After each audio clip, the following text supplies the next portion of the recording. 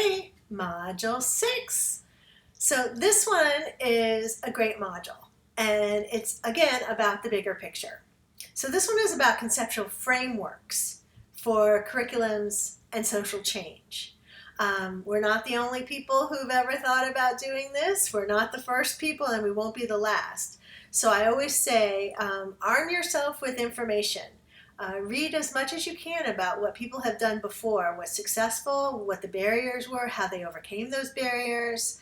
And so I give you some reading about different frameworks and sort of what 21st century learning looks like. I just read an article, though, that's really interesting if you think about it, that we are 20 years into sort of this new millennium, and that we probably should start thinking further ahead than 21st century. So I want you to think about this 21st century learning, but this 21st century learning is happening very fast, and it's happening now.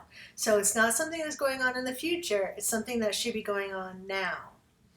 And I want you to think about your own context. And after you read and watch these two content resources, I'd like you to think about how you might be able to apply this framework into your own context.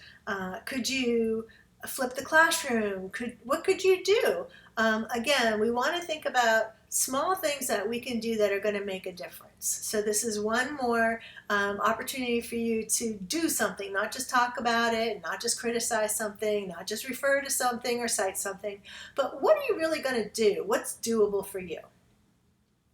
You're also turning in your social change proposal. Again, something that you can do in your own context. So I hope that for this module, you feel like you've accomplished a lot, that you are looking at the long game.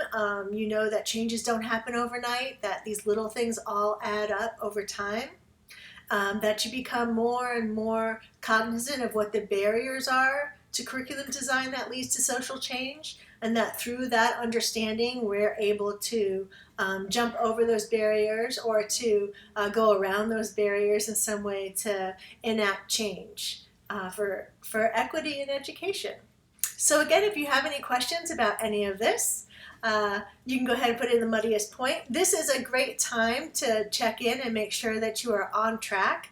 Next week, in our next module, you'll be submitting your final project. And that's kind of a big one. You'll be submitting that final project through a voice thread.